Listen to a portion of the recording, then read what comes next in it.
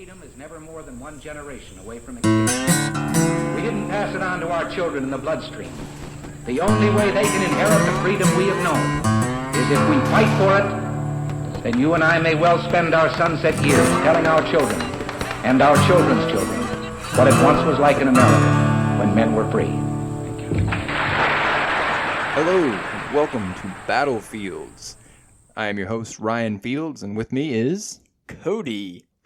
All right, tonight we have a special guest, Mr. Andrew Glover of the Conservative Parents of Lynchburg group. Talks with us about the group itself and about some of the actions that he's been doing with the school board meetings, and just as we discuss really the last couple of years worth of just what all has been going on with the Lynchburg City school systems, with the board itself, and just parents' activism in being involved and observing what's going on with these meetings and the difference that getting out and speaking at them can make.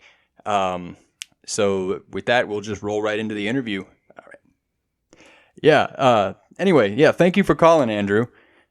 Can you hear me all right? There we go. All right. Okay, great. Hey, Ryan, how are you? Doing good. Yeah, how about you? Doing well. Can you hear me okay? Yes. Checking your levels and everything. Let's make sure we're... All right. Yep. Yeah, we're good. Okay. Awesome. Yeah, so thank you for calling in tonight. I guess we'll just roll right into this. I did a little bit of a introduction for everything already, but so I guess just tell us a little bit about yourself. How long you've been around the Lynchburg area, and just some background information if you'd like to share. Yeah, sure. I moved down to Lynchburg about 6 years ago. Prior to living in Lynchburg, I spent my elementary school years in Chesterfield, Virginia, and then in middle school, my entire family moved up to the state of Vermont. So really growing up, I spent middle high school in the state of Vermont. Okay. I came back down, spent a year at Liberty University as a residential student, moved back to Vermont, married my wife.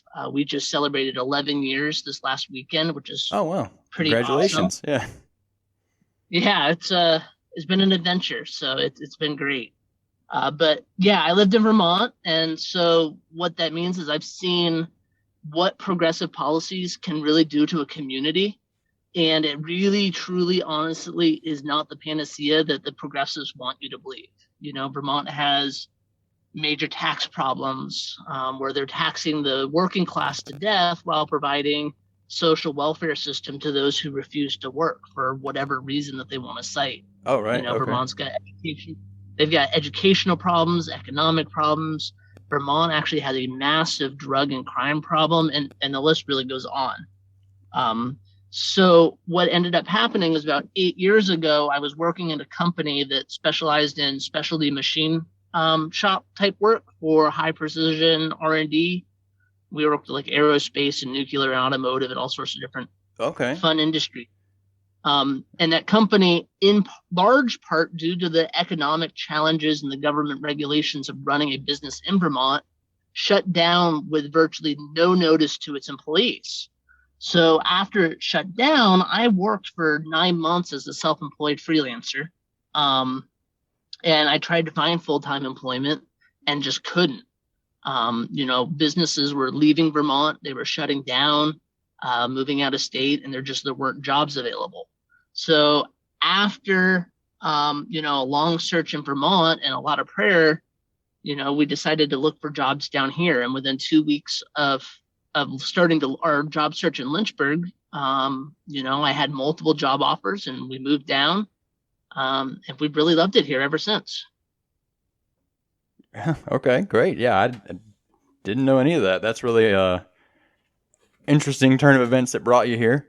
So I guess just tell us a little bit about, as far as the Conservative Parents of Lynchburg group. What got that started for you? Was there a particular event that happened, something that made you want to get that going, get more involved? Yeah, so I've got a young family. I've got a 7-year-old, an 8-year-old, and a 10-month-old. So a few years ago, we actually our first introduction to education as a whole came when my oldest son entered kindergarten at at Heritage Elementary. Okay. And it wasn't a great experience, to be honest. The teacher had a massively overfilled classroom. I think it was like 20 to 25 kids, depending on the day. He wasn't getting personal attention that we really felt that he really needed. And it wasn't great. So then thinking, okay, well, maybe it was just the school, maybe it was just the teacher.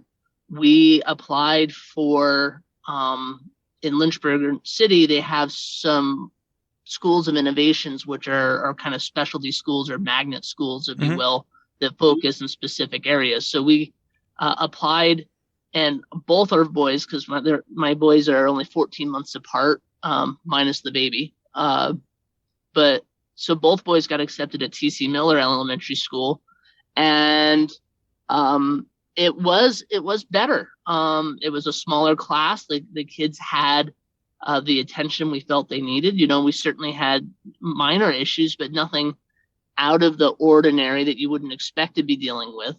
But it was an exception to the experience, and we knew that it was an exception to the experience that a lot of Lynchburg City kids had.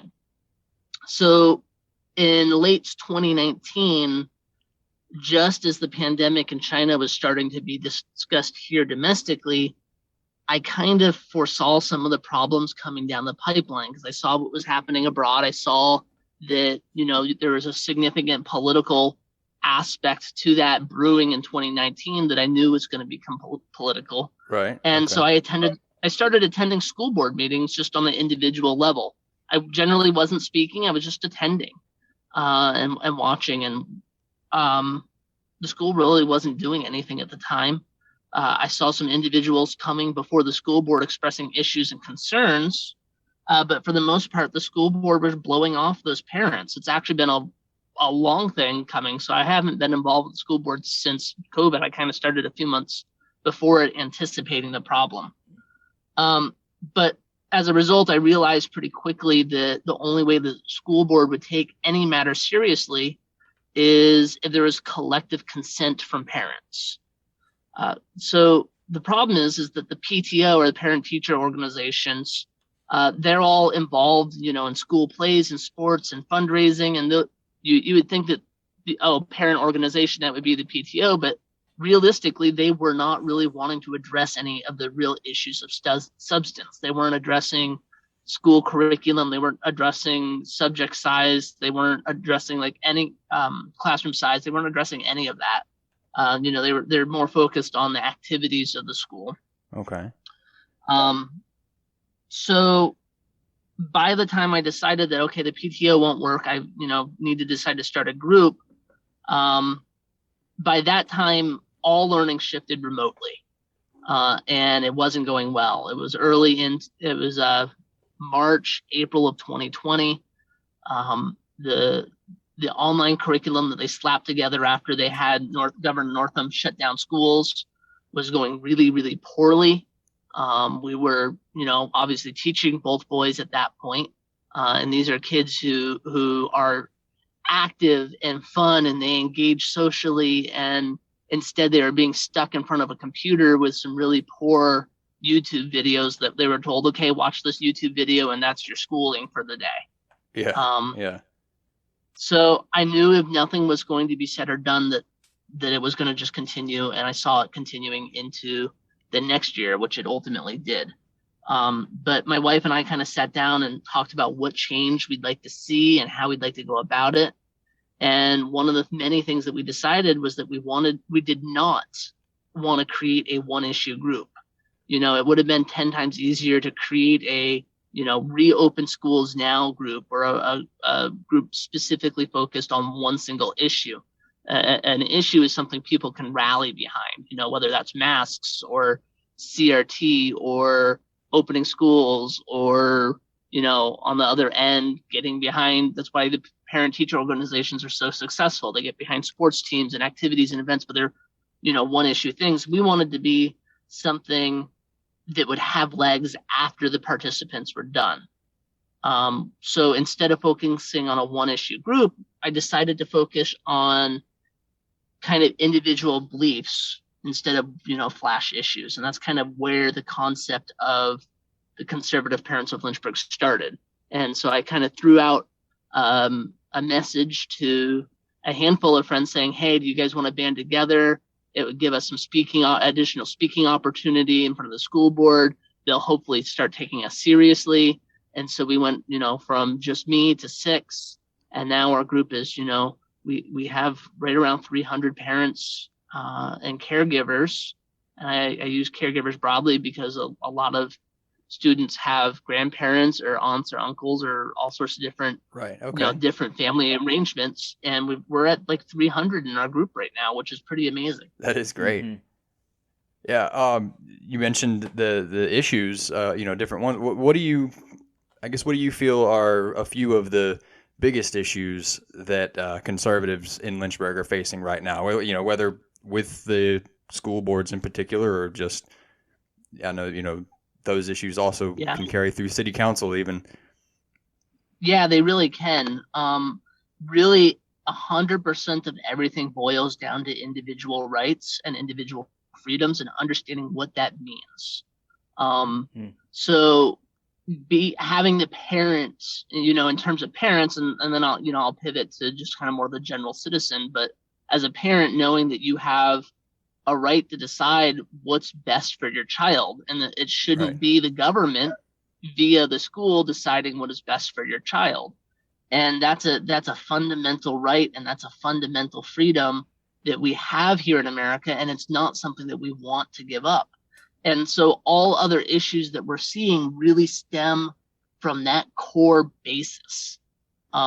So everything from the curriculum in terms of critical race theory to some transgender issues, to school resource officer issues, to just about every issue comes back to the fact that individual rights and individual freedoms are being infringed upon by a government organization. And that impacts not only public school attendees, but it impacts people who homeschool, it impacts people who private school or other alternative education, because what ends up happening is you're paying tax dollars and you may choose to homeschool. Well, that's money that you don't have to homeschool, that you could contribute to homeschooling.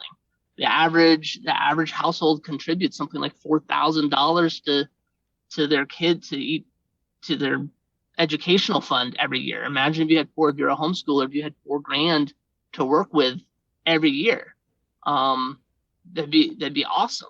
On the private school, that offsets 70% of the cost of private schooling, to where private schooling is now affordable, and that's just on your individual commitment. That's not assuming all the other taxes. In Lynchburg City, the average student tuition is $16,000. Well, I could do a whole lot if we could get school vouchers. Think of all the different opportunities you can make available to a child if they didn't have some of the constraints and the operational inefficiencies of the government, and instead the parents were left to choose what they could do for their kids. So that's really the biggest issue that I see facing all conservatives. And the way that we've gotten there is just as important, and that's a massive problem of complacency within the community.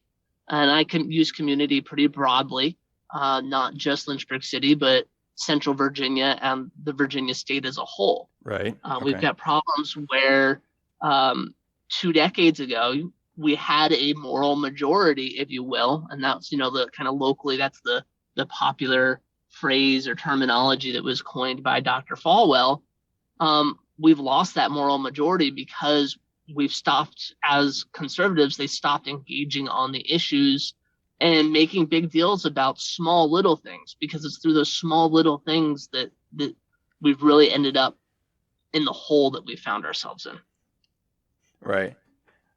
You mentioned, as far back as Dr. Falwell, with some of the movements that he got started, but just as recent as 2 years ago, the turnout for the city council meeting for the Second Amendment sanctuary, EC Glass Auditorium was filled with hundreds of people from throughout Lynchburg that were, there in approval of becoming a Second Amendment sanctuary, but yet, to not see these types of turnout at a school board event, a school board meeting with these issues facing about our children, that what do you feel we can do to kind of rally more support at these types of meetings? You mentioned the complacency, as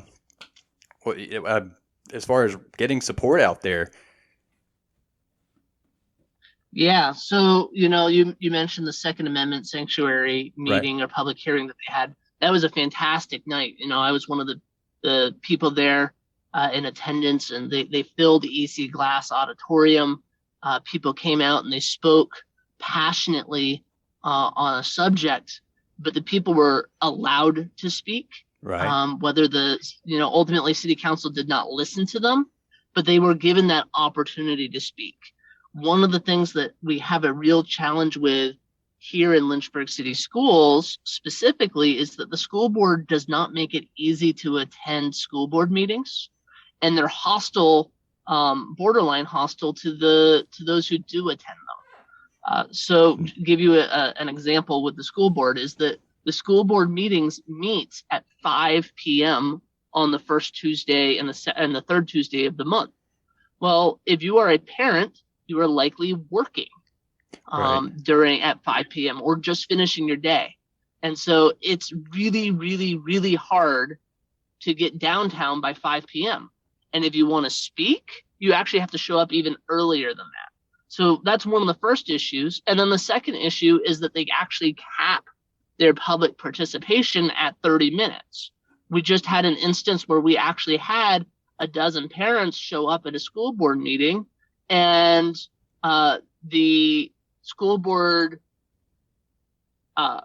basically allowed other individuals who had not signed up properly to speak ahead of our group, and those parents then were prevented from speaking because the school board, again, pulled in a group of opposing views that aligned with the view of the school board, allowed them to speak, even gave their side or their ideological bent an extra few minutes to speak, and then shut it down before they allowed anyone else. So the school board makes it really difficult to attend, and they're hostile to parents. I've been in school board meetings where the school board members have called parents everything from an infestation to trolls to all sorts of just nasty things that are coming out of the administration. And, the other thing is school board meetings are boring.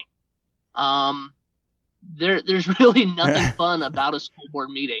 You go and you sit there and they argue using what's known as Robert's Rules of Order, parliamentarian rules that get benign.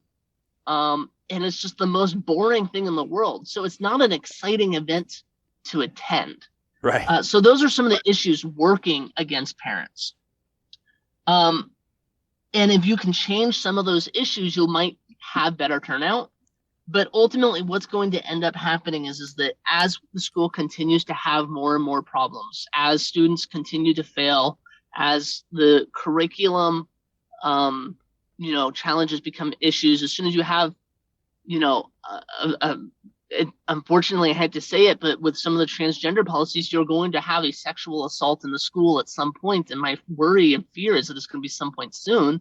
And so you've got all of these issues, and they're basically building a head of steam, and think of like a pressure cooker. And that's what's happening right now, is that all of these issues are creating a lot of pressure on the school board, and the school board is still not doing anything about it. And eventually there's going to be a release of pressure, and that's when you will see the turnout.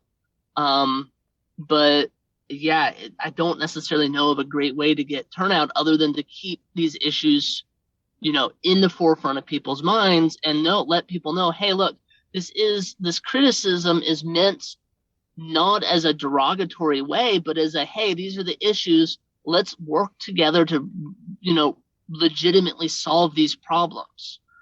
which is something that the school board hasn't wanted to do. Back in November of 2020, I went to the school board in the middle of the meeting and introduced them to Joshua Pratt, who at the time ran the city's largest charter bus operation, for-profit bus operation. Okay. And I said, hey, this is Joshua Pratt. He runs a busing operation. He's, a parent. He has a master's in education. He has professional experience in transportation. You guys should connect and solve this busing transportation issue that you've had for years.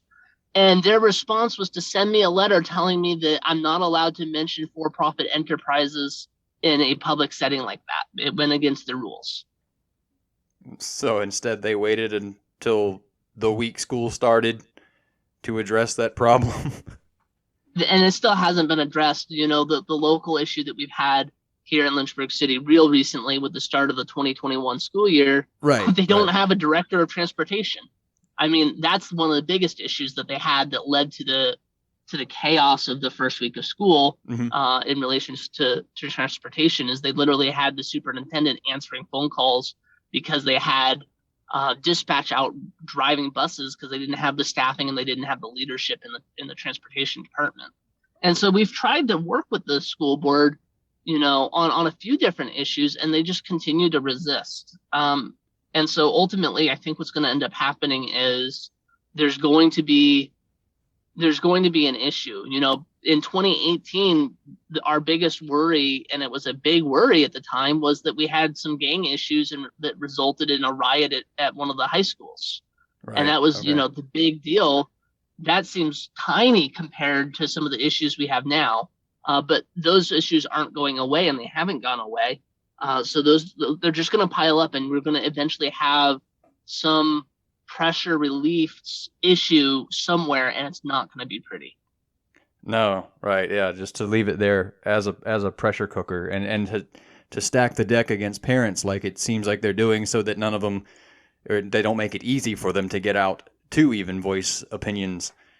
No. Well, let's go back to the. Obviously, they have put Lynchburg City was the only one in the area that put the mask mandate in place. All of the counties had made it optional, and then of course, the mandate came down from the governor the day after Lynchburg made their decision, and so now a lot of the counties had to kind of dial that back and change gears, but the mandate did allow for religious exemption.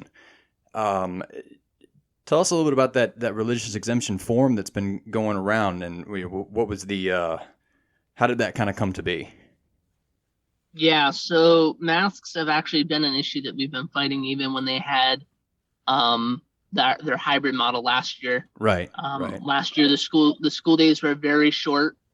And they were only, I think they were 2 hours shorter. So it was only like a 4-hour school day, and they had a lot of breaks and stuff. So the kids weren't in the masks necessarily all week.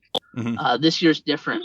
There's some real health concerns with the mask and psychological and emotional concerns with the mask. And parents have a lot of different concerns with the masks. And one of the provisions of the health order that came down from the Norman Oliver, I think is the health director's name, but basically from the governor, right, was that they have to allow for religious exemptions.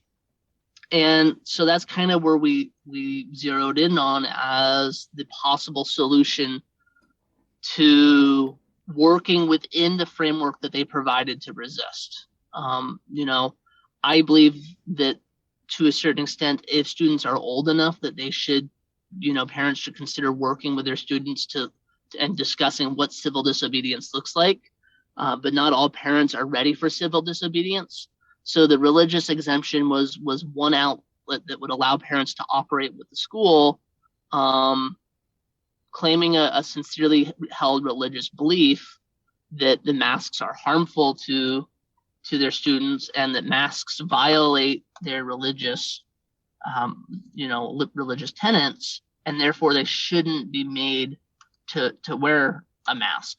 And really the basis of of a religious exemption comes down to where our freedom comes from. Right. The entire Constitution and the Declaration of Independence makes clear that we have God-given rights, that our freedoms and our rights come from God, from a religious ideological perspective.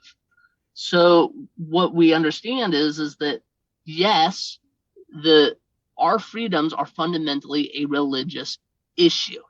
Now, what we did with our mask exemption is we provided a few articulation points for parents to use, along the lines of we're not going to perpetuate a lie. We're going to be responsible and care for the health of our children, that there's psychological harm. Some interpretation of the Bible actually specifically speaks against veils and shields. So what our religious exemption form did was basically provided the law. We cite the Virginia Human Rights Act, which is the most applicable. We cross-reference it to the Civil Rights Act on the federal level, and ultimately we cite the health order itself and say, here, these are the basis for why a religious exemption is applicable, and here is our specific religious opposition to these mandates as a whole. I worked with a team of great pastors. One of them, Ben Castle, just had a letter to the editor in the newspaper talking about our duty to actually resist these types of mandates, because on a very religious level, the power that we give them, our elected leaders, are being subverted, and it's not the way it's designed. So that's kind of like the high level overview. Is it's just one way to allow parents to help their kids, make sure their kids are not in masks for 7 hours a day. And some kids are, from the time they get on a bus in school all the way home, you're talking 8 hours in a mask. Adults don't even do that. So why are we expecting kids to do that? Right. So, I mean, how has the response been to that? Well, I guess, because the counties had it as well, not just Lynchburg City. A lot of parents kind of taking that on, and then the response from the schools too. Is that there are accommodations for that? Are you seeing them allow those students who come in with those forms to not be wearing those masks, or are they trying to do other odd accommodations, offer strictly virtual, or put them in a broom closet somewhere where they're quarantined off somewhere? Yeah, so probably unsurprising to you and your listeners is that the schools haven't been particularly receptive to the religious exemption. We kind of came out of the corner and blindsided them a little bit. They were not expecting people to use that. And so what ended up happening is that we ended up with parents downloading the form that we provided, because the school itself didn't provide a form to claim a religious exemption. So parents downloaded the form and they submitted them to the schools. So they first went through the hierarchy, first to the teacher and then through to the principal and then ultimately through the school systems. Okay, great. The first few days of using those forms, not surprisingly, there was a lot of misunderstanding about legal law. And so our whole first week of those forms were just trying to make the case and make the schools understand, no, you really truly have to honor a religious exemption. Like very early on, Bedford, Lynchburg City, and Campbell County, which are our immediate counties around here, they said, well, no, we don't have to do this. And so the whole first week was actually fighting with them to say, yes, you really do. Bedford and Campbell County ultimately were pretty fast on the uptick, and they ended up producing their own religious exemption form. So both Campbell County and Bedford County now have a form that you can ask your school for. The forms are very, very similar. They basically say, who are you? Your parent, student name. They ask, what is the explanation to your religious exemption? And you can attach a sheet. And what I'm recommending parents do is just attach the same form that I provided, just the language itself instead of the full form, and just submit it. And one of the things that we're now facing, and you touched on it, is now we're in the middle of a fight of, well, what does a reasonable accommodation look like? Right. Finally, Lynchburg City, and I had mentioned Lynchburg City was slower on the uptick. They just released their religious form this morning, actually. Oh, really? So all three of those counties now officially have school-recognized religious exemption forms. They're all pretty similar. They all basically basic student information and then an explanation of your beliefs. But then the issue that we're now facing is, well, what is a reasonable accommodation? And that's where it definitely gets tricky. And what I see as a reasonable accommodation is to use the exemptions in the health order that they have already. So the health order makes some exemptions. Do not have to wear a mask. Kids who are in choir or in music of some sort do not have to wear a mask. Kids who are eating and drinking do not have to wear a mask. Kids that are outdoors do not have to wear a mask. So those are some exemptions already in the health order. And then I'm saying to the schools and anybody who asks is like, ask the schools, what mitigation strategies did they use during similar epidemics or pandemics? And H1N1 is the other kind of large event that we had. Oh, what year was that? Like 2008. I think so. And yeah. go back to the schools and say, what mitigation strategies did you have in 2008 that you considered adequate? And the bottom line is, my religious exemption is equally important, if not more important, than a student's right to play music or play sports or be outdoors or anything else.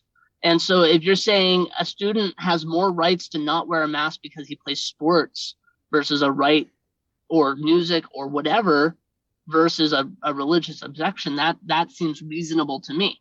And so the schools ultimately will eventually need to come to that same conclusion, that they can't discriminate. They can't say, have all these exemptions for when a mask doesn't need to be used, but then tell somebody who has a sincerely held religious belief, no, you have to wear a mask, because these kids who have these other things, they don't have to.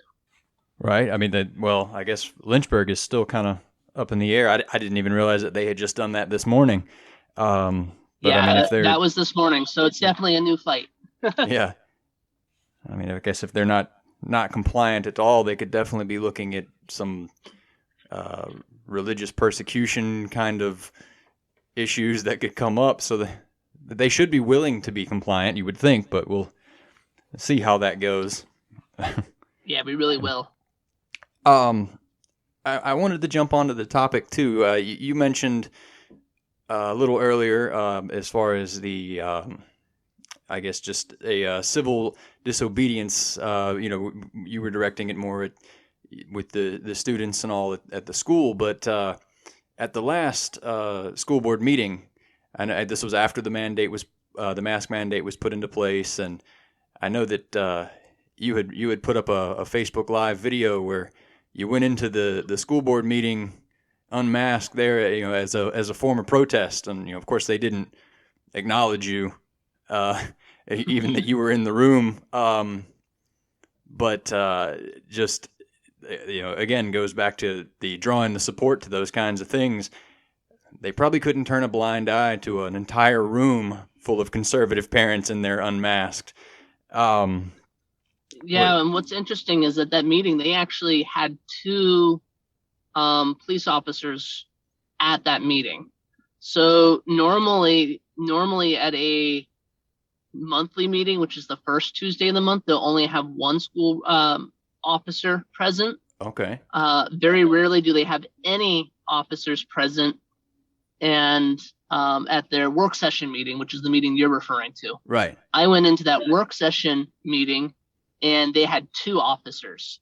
So it was interesting that the school was wasting money to pay for two officers to be there, meaning that they were ready to respond had a larger turnout happened. which is scary that they're going to be willing to push that envelope. One of the reasons I do think that they ignored me is that I don't think they want to pick a fight with a parent that knows their rights. And the rights are pretty clear, particularly in relation to school board meetings. School board meetings are a public meeting, so they cannot expel me unless I'm being unruly. And that would be true about any large group of people in my mind. Okay. So they FOIA law says this is an open meeting. You cannot ban people from the room. We actually tested that theory back in December of 2021. The school board had tried to do that. They said this is a closed meeting, no live attendees. And so we had a group of I think eight people went in, even though they said no parents, people are not allowed to be here in person. We showed up in person. They called the police on us. Police came. I'm like, are we doing anything illegal? That's literally the words I asked. Are we doing anything illegal? Because that's the only grounds that they can use to remove us, because they can't evict us. They can't say, well, you're trespassing, because we're not trespassing because it is a public meeting. Right. So they can't evict us. And as long as we would remain, within the rules that they set forth, that's legal, they can't. But the scary thing is as I mentioned, they did have 2 police officers there and clearly potentially would have ejected us from that meeting if they had found just cause or unjust cause. Right. So they were almost anticipating having to do it if a larger crowd showed. Yeah. I'd love to show up with a larger crowd and see what they did. But maybe that's in the future. Right. Okay. So, let's see. When would the next one of those be then? Is that the next? So what's nice is that the next school board meeting, which is on the 7th, it's a week from this is being recorded on August 31st. Right. So September 7th would be the next school board meeting. And the benefit there is that's also the meeting that they allow public commenting. The last 3 school board meetings, we have maxed out their commenting period with people still left to speak. And so it's a meeting that generally has a little bit more press coverage because concerned people do come and speak. Okay. If you do plan to speak at that meeting, you do have to either send them an email by tomorrow at noon, which reminds me I've got to do that, or show up 15 minutes before and sign up in person. But if you sign up in person, there's a very strong chance you won't actually be able to speak. Right, because of that 30-minute window you have, depending on how many names were already given. Right. Yep, 6 people is generally about where it lands. Is about 6 people is all they allow to hear, even if 100 people were to show up.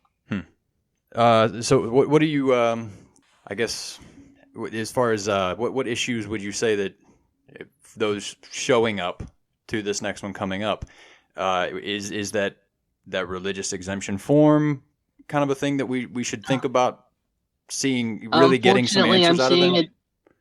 Yeah, so that's where the benefit to having multiple speakers show up comes into play, is you can tackle multiple issues, especially if you can coordinate well. Okay. There's not just one issue facing the school. There's still the issue of critical race theory, and that is not going away. We just as an example on some of the more progressive teachings, Virginia Department of Education just came out with new teaching guidelines about the events surrounding 9/11, where they're advising teachers teach the concept and the history of 9/11 without any mention to Muslim extremism, like that, and just pretend that 9/11 the buildings just fell down because a plane randomly ran into it. And that's really concerning on the curriculum side. You've got transgender issues, you've got school resource officers issues. Me personally, in terms of what I see as actually a really large potential threat, is looking at what the Virginia Department of Health is doing. VDH is actually going in and shutting down schools if there's more than 2 or 3 positive COVID cases. They shut down I think 3 or 4 schools in Amherst. They shut down Lincoln Elementary for the Right. same reason. Yeah. Mm-hmm. And I'm concerned that without milestones and transparency about what a school shutdown event actually looks like, that we're just going to end up in a school system wide shutdown because of a claimed COVID case count. And I see a complete repeat of 2020-2021 school year where 58% of the students in Lynchburg City failed their SOL tests. Wow. Yeah, I know that the all virtual and then even the hybrid, it was just a mess. It definitely did not work. And yeah, I did see those recent SOL scores, which were sadly expected that they would be that bad, but it's a shame. And here's the thing is that the entire state of Virginia had the same education in a COVID environment world. That wasn't something that was just unique to Lynchburg City. Right. So what I did was I actually looked and said, well, how did Lynchburg City compare to everyone else in Virginia who had the same restrictions? They were under the same governor's guidelines. They were under the same operational. How did the LCS do in their performance compared to Virginia statewide? And on average, Lynchburg did 37.86% less or worse than the statewide average.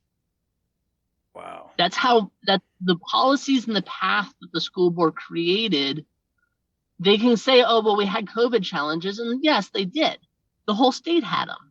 But still with those challenges, they still performed almost 40% worse than the state as a whole. Well, that's it's eye-shattering. And here's the thing. A number is like you throw a percentage out and you go, oh, well, that's 40%. That's big. Here's what that means in real kids' lives. That means 4,116 students failed at least one class. Many of them failed almost all of their classes. Over 4,000 students failed. About 54% of the school population. Where's the parent outrage on that? I mean, that alone should be drawing the kinds of questions like, why is my kid failing? Why is this city failing that badly? So, and that's a challenge, right? Is that this is where that whole a parent needs to be responsible. I do hold parents responsible for their kids' outcomes. Right. I think that some of that failure does, to an extent, fall back on the parents because those parents, for whatever reason, and I understand having lived through it, having had to come home and take days off to do school with my child, having had to deal with the meltdowns and the tears over masks and that whole gamut, I understand that it was hard, but it was still the parents' responsibility.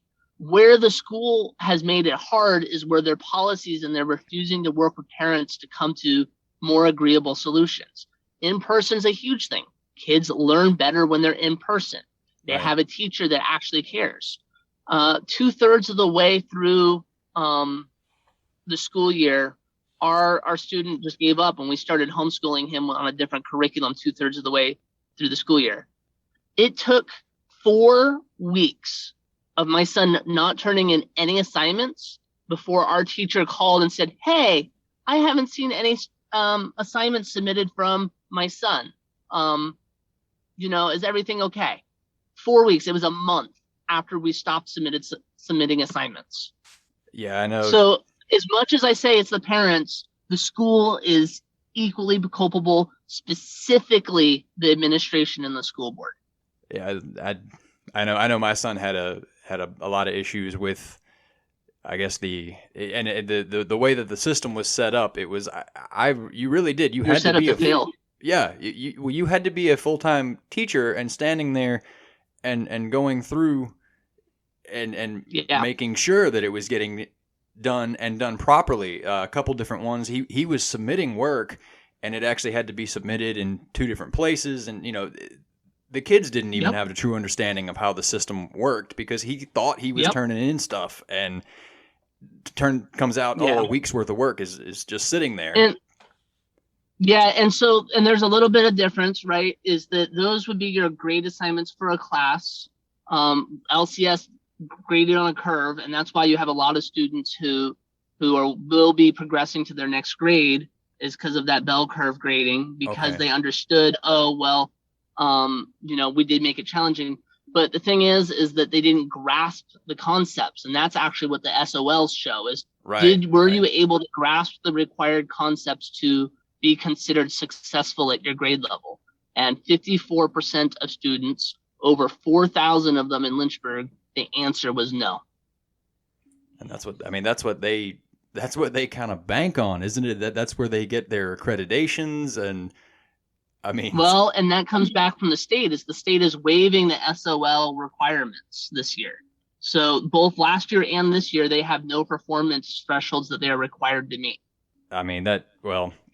What does that say for the level of education that they're allowing to be put out? It's concerning, and that's where Sure. I do see, like I said, as I mentioned, what topics are important to bring up in the next school board meeting. All of them are important, and they all need to be touched on. The one that concerns me most is the trends that we're seeing with them shutting down schools for relatively low issues. And what that will do, it will create a repeat of last year. And that is what scares me the most right now, is that we're going to have a repeat of last year. Right. Because of it. And there's other issues, right? Is that if they have a teacher, they're understaffed right now because no one wants to work for them, or very few people want to work for them. So as a result, they're understaffed, and that understaffing is making it to where one teacher's absence results in shutting down the whole classroom. You're also seeing them overreact, where one student gets COVID and they send the entire class home, even the kid who was sitting on the opposite end of the room. Wow. Let's see. You said that next school board meeting is coming up on the 7th, right? The 7th. Okay. Correct. Currently, it is still scheduled for 5 p.m. Okay. Well, I greatly appreciate your time tonight. I'll go ahead and let you go. I don't want to take up any more of it, but what are some ways that people can follow you? What kind of social media would you throw out there for folks to keep track of what's going on? Right now, I actually predominantly publish kind of my thoughts and musings and research that I do through Facebook. Okay. While Facebook is one of those tech giants that we all love to hate, their platform is one of the few that allow you to express the detail required and provide enough ability to respond and hold true intelligent conversations. I don't like Twitter because it's all little bits and nuggets that you can't actually have a real conversation on. Right. Okay. And so I do use Facebook pretty much exclusively. Okay. I do have a Telegram, but for the most part, Facebook is where I kind of publish right now. So the best place to follow me is just look up Andrew Glover. You'll find me right on Facebook, and I do encourage people to follow me. I do a lot of original research, which Mhm. I think people really do appreciate. Is I get into the weeds of the data, and I listen to what's said at school board meetings, and then I follow up on that. Kind of give you a teaser, is like at the last school board meeting, the school board members asked the superintendent, how many kids were at school, and the superintendent said, oh, it's X amount of enrolled. Well, your enrolled count is not the same as your average daily membership, or the kids who actually showed up. And so as a result, I'm currently researching, or I issued a FOIA request to see what their ADM was. Okay. And, I anticipate that ADM to be off by about 200 students compared to the number they reported to the school board. But so the administration reports it as more or less trying to make it sound as if more are out than are actually less are out. So they're wanting to pretend that there is no change from last year to this year, right? When in reality, we all know that there is. Gotcha.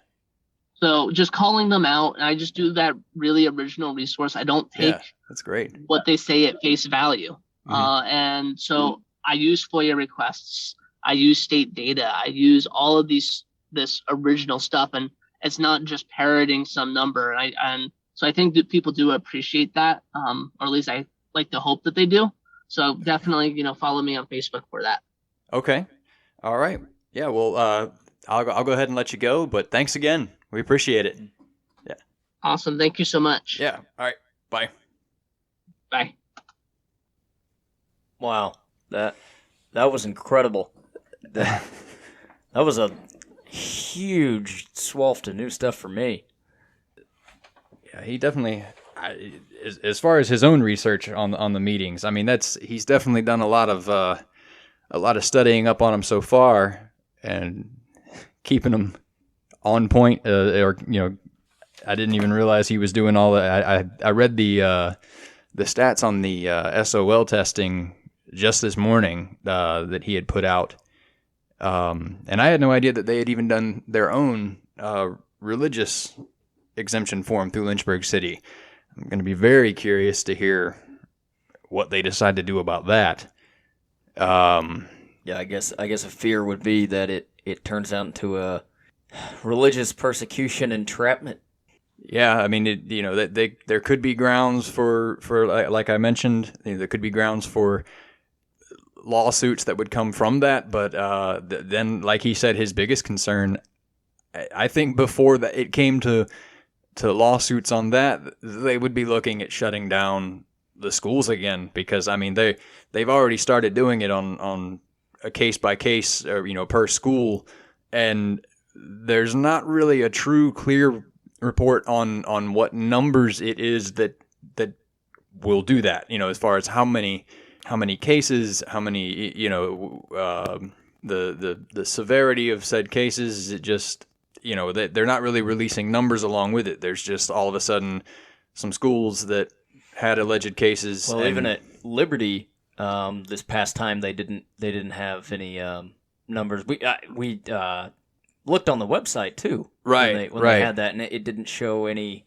Even it said for more information, click Liberty University /COVID, and you go there, and it's the same thing you just read before. Mm-hmm. It's nothing.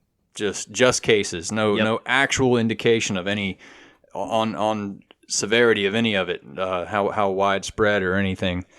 Even through, I guess, the colleges. I'm not even sure what the others around Lynchburg and the surrounding areas are. How it's going for them, but for Liberty to even go and close for what is it? It's a week, 2 weeks or 10 days, something like that. I don't know. Right. Well. We're at right about an hour or so on this. I think this was good. This was good tonight. Oh yeah. But I think we're gonna probably go ahead and close out. All right. So everybody, stay tuned for more and keep fighting the good fight. What will you do without freedom? Will you fight?